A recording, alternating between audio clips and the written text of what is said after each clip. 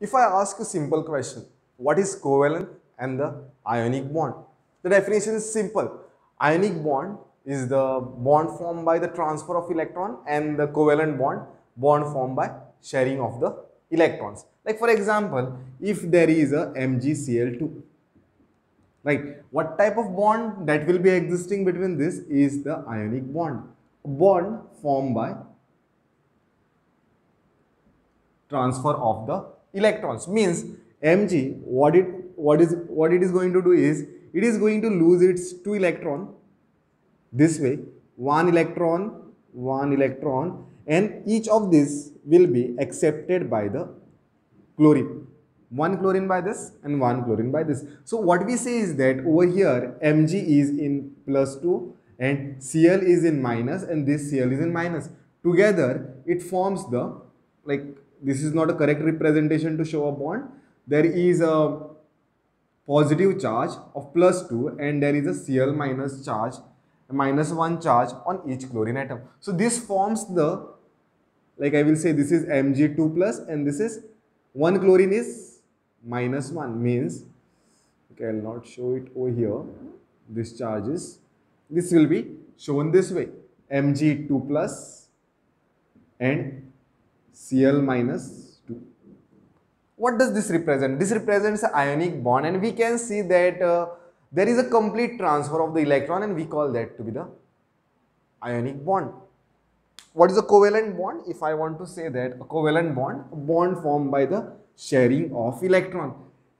And whenever it is a sharing is never equal. Like if I say that a bond between H and Cl, let's say this electron, here is the electron of the chlorine and this electron is of the hydrogen. Since this is a covalent bond, there is a sharing of the electron to satisfy the octet, right? So to satisfy the noble gas configuration. So since this is electronegative, what happens is that because of the electronegativity, now what is the electronegativity? Electronegativity is the tendency of an element to attract share pair of electron towards itself in a covalent bond. By nature, chlorine is much electronegative than that of the hydrogen. So what will happen is that this electron of the hydrogen will be moved towards the chlorine. It will be moved towards the chlorine. Yeah, still it is a sharing. Means here there is a, what I can say, there is some movement of the electron from one side to other side. It is not a complete transfer. Covalent bond means it is not a complete transfer. Ionic bond means it is a complete transfer. So now here, this is what the thing happening in the covalent bond. Electrons are not getting transferred. If I consider a H2 molecule, like hydrogen is linked with hydrogen, both are equally strong. The electrons are there, the electron is not getting moved towards another hydrogen, right? Even if you consider a Cl2 molecule, Cl is bonded to another Cl, this electron is of the Cl and here will be the electron of the another Cl. So there won't be any charge separation or the polarity or the movement of the electron through the sigma bond. Yes, because both are equally strong. But that type of thing means separation of the charges or a distortion. What I can say is that movement of the electron from one atom to the side of other atom happens only when there is some significant amount of the electronegativity difference between two atoms. Now, what is the relation and why we are revising this basic concept, right? The thing is, we are going to understand something called as a oxidation number, right? Here, we are going to learn that something called as oxidation number. We'll take a simple example of Mg, magnesium, getting reacted with oxygen, and what we get is, or let's take this to be Cl2, and I will write that what I get is Mg2, MgCl2. Means what it says that magnesium is losing its electron. There is a loss of electron. There is a loss of electron. Loss of two electron, right? And here, this is gain of gain of those two electron, gain of those two electron, right? So this thing here, it is very clear that this is in a +2, right? This one chlorine is in -1 because each of the chlorine has accepted a 1 electron. I can specify certain amount of the charge to this, and the transfer of the electron is very much significant. So when it comes to the covalent compound, we want to keep the track of the electron, where electrons are getting transferred. Okay, where electrons are getting transferred. So if we take a simple example like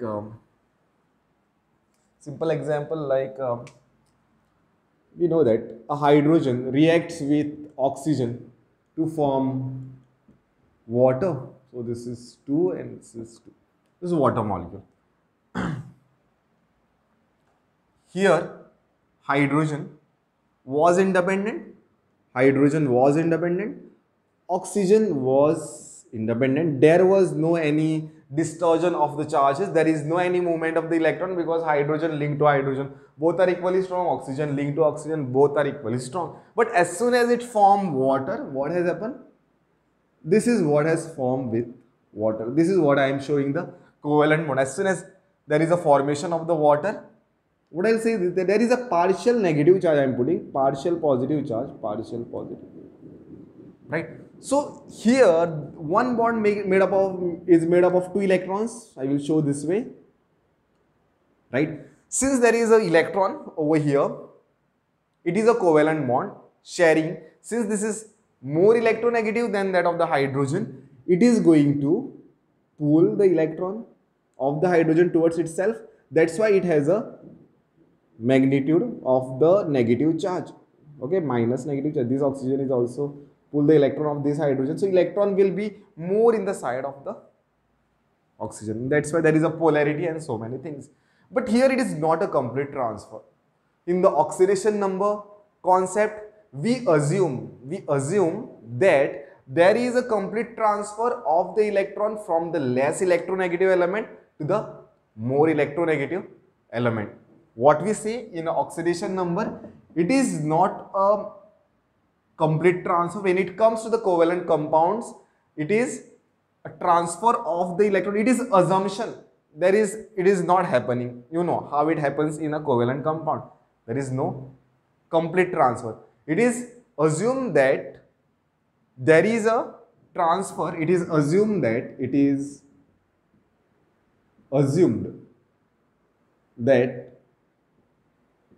there is transfer of electron from less electronegative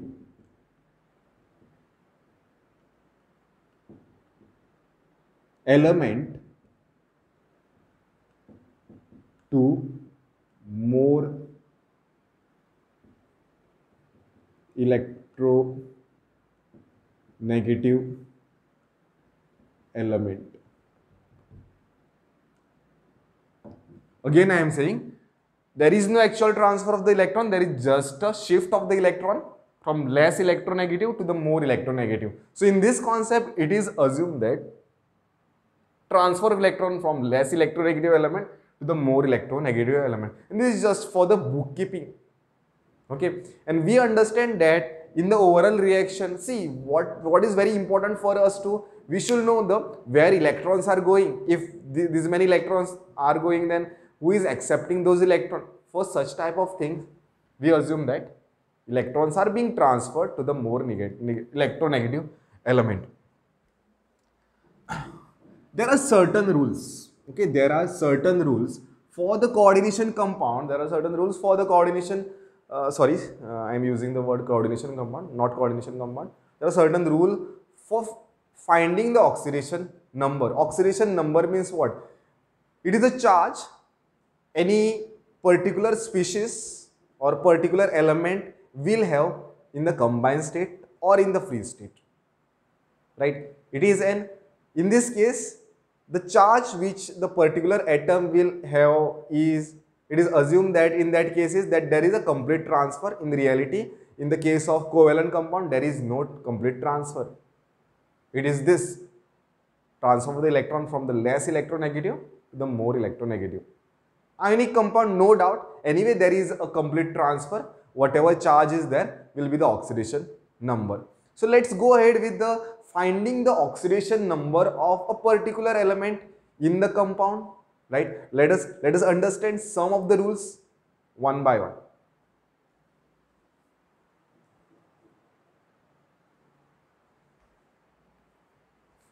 So there are certain rules for finding the oxidation number. First rule, I will say that like I will say means it is there in the book. Rule is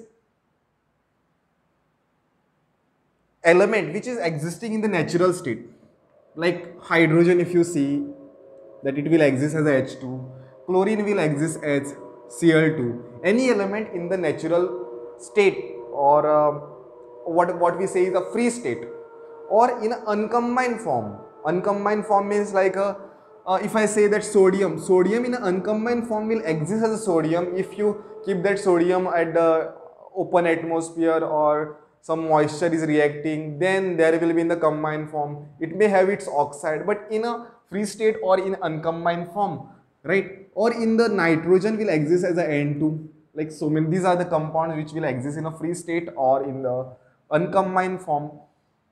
Okay, O2 I can say that, for that matter, oxygen, or magnesium element which is in uncombined state, it is not combined with any other element. The oxidation number for this type of thing, oxidation number over here will be is equal to 0. Always remember, whenever it is the oxidation number, then it is on one particular element. Means, for example, one particular atom, right? H2 I am saying. Oxidation number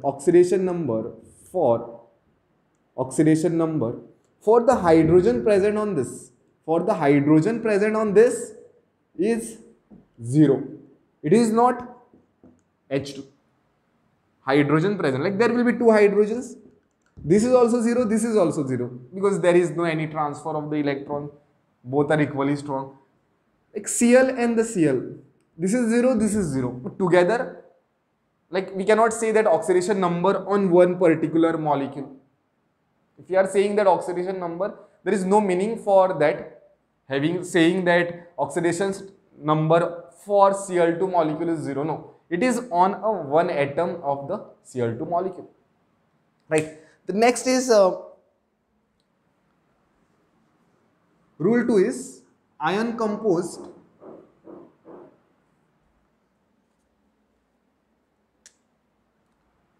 rule 2 is like ion composed of only one atom, like Na plus or Mg2 plus, potassium, then more examples like lithium plus, beryllium 2 plus. Like here the oxidation number will be plus 1. This is what the charge. Here oxidation number is plus 2. Like this is what the charge on that ion. Here it is plus 1. Here it is plus 1. Here it is plus 2. If you take a halide ion, that is Cl minus, your oxidation number is minus 1. This is the second rule which we have to understand.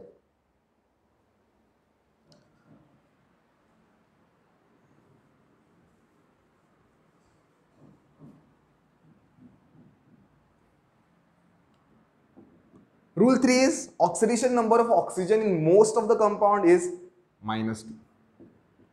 Oxidation number of oxygen in most of the compounds is minus 2. Like whenever oxygen is existing as an oxide, like sodium oxide, here it is minus 2, right?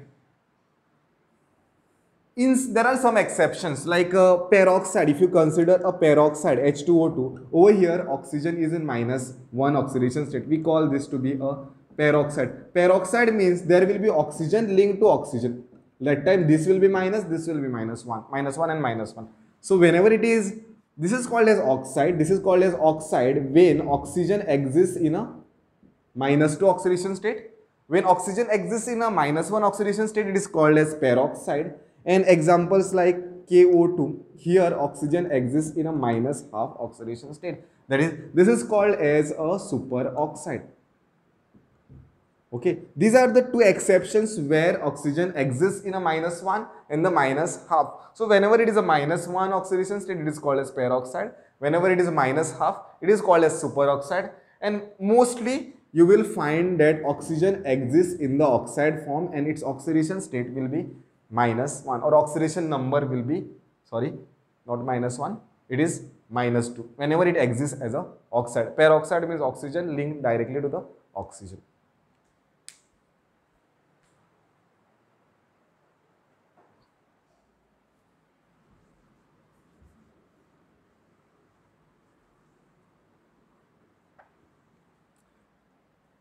In certain compounds like OF2 or O2F2, here oxidation state of the oxygen is +2, here it is +1, means oxygen also exists in a positive oxidation state. See the thing, why? Because here fluorine is more electronegative, whenever oxygen combines with a more electronegative element, compared, like whenever oxygen combines with more electronegative element than itself, it exists in a positive oxidation state, because that more electronegative element will be pulling the electron density of the oxygen, right? That's why oxygen exists in a positive. In this case it is existing as a +2 and here it is +1. So these are the exception. Mostly it will be in the -1 oxidation state.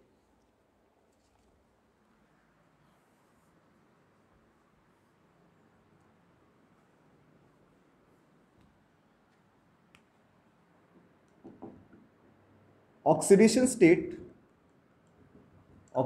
state of hydrogen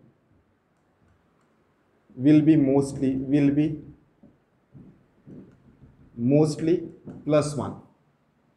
Like if you see HCl, whenever it is getting combined, here it is +1, here it is -1, or H2O, here it is +1, one hydrogen, and oxygen is -2. So together it is a neutral, +1 and -2, right? There are some exceptions like hydrides. If it is forming a sodium hydride, this will be +1 and this will be -1. The reason is that hydrogen is more electronegative than the alkali metal. Sodium is an alkali metal, group 1 element, right? So whenever it combines with a less electronegative element than itself, means hydrogens become more electronegative. So that's why that time it attains a -1 oxidation state. Sodium hydride or the lithium hydride, in this case sodium will be a -1 oxidation state. So mostly, hydrogen will be in -1 oxidation state. So mostly hydrogen exists in a +1 because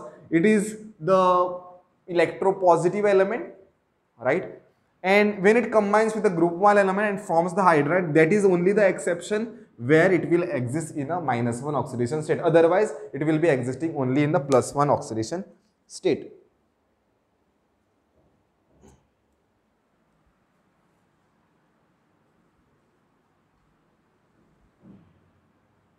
Next is rule 5.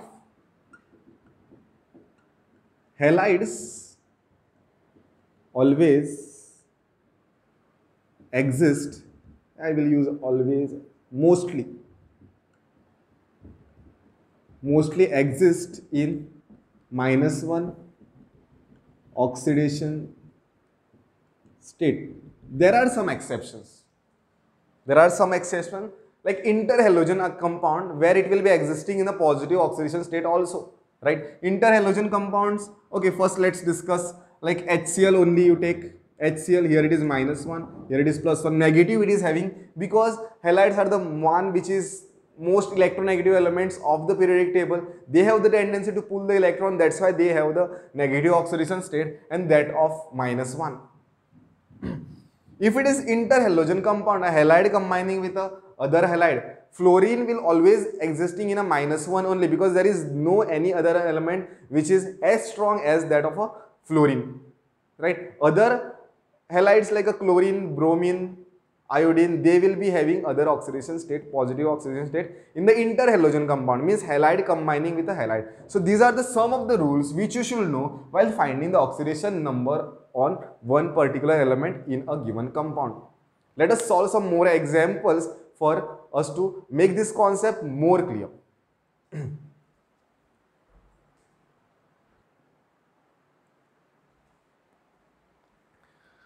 Let us find oxidation number on some of the elements over here. I'll write first example is MnO2. Means I need to find the oxidation number on this Mn.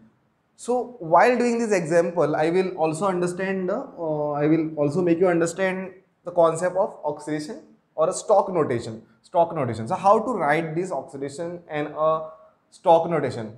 Like MnO2 is there. We need to find oxidation number. I'll put this like I want to find on Mn. We don't know for Mn. Oxygen we know. Mostly it is -2. So Mn I'll put this to be is equal to X, and here I am putting 2 into -2 because 2 atoms of oxygen are there and one oxygen is -2. Overall molecule is neutral. There is no any charge on this molecule. So that's why this is equal to 0. So X 2 into -2 is equal to -4. This is equal to 0. So X is equal to +4.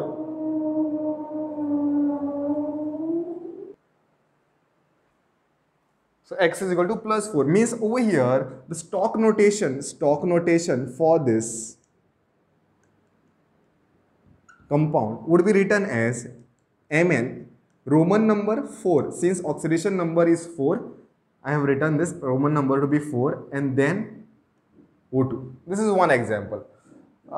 Like K2Cr2O7. If I want to write K2Cr2O7. Here, if I want to find on the chromium, we know that potassium is a group 1 element. It will be having a +1. Oxygen we know that it is -2. So I need to find on a chromium. So I'll put this to be 2 into +1 plus X plus 7 into -2, which is equal to 0. This molecule is neutral. So this is 2 plus X minus 14. Oh, 1 minute.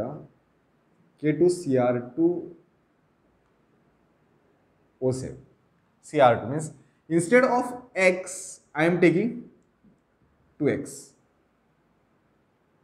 Okay, I am taking 2X. So this is equal to 0. So 2X is equal to 14 minus 2. So 2X is equal to 12. X is equal to +6. Means how we are going to write this? Potassium, chromium, 6O7. This is what the stock notation in this square, in this bracket, we represent the oxidation number of that particular element. Let's find for MnO4 minus. Third example I'll take, like MnO4 -1. This is what is given to you, and how you are going to find the oxidation state. There is a slight change in this. Instead of equal to 0, this -1 which is there, it is on the whole molecule and not on the oxygen. Don't get confused that okay, this -1 is on oxygen. No, it is on the whole molecule. So I'll put on the manganese, that is equal to X. Since only one atom of manganese is there, that's why X. 4 into -2, which is equal to -1. This is equal to -1 I am putting. So X -8 is equal to -1. X is equal to -1 plus 8. X is equal to 7. The oxidation state over here is +7. Right. Next is we can take the example of sulfuric acid H2SO4 and find the oxidation state of the sulfur. So you will put 2 into 1 plus X plus 4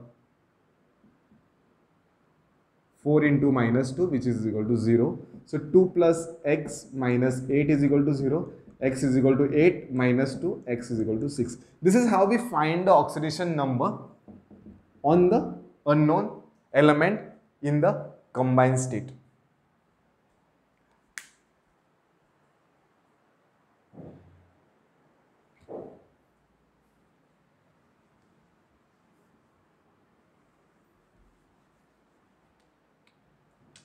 Let's find on this Fe2O3, means I want to find on Fe. So I'll put this to be 2x. Why? Because 2 ion atoms are there. This is 3 into minus 2, which is equal to 0 because overall molecule is neutral. So this is 2x minus 6 is equal to 0. 2x is equal to 6. X is equal to plus 3 oxidation state. So this is where I end with this topic, that is oxidation number and the stop notation. Thank you.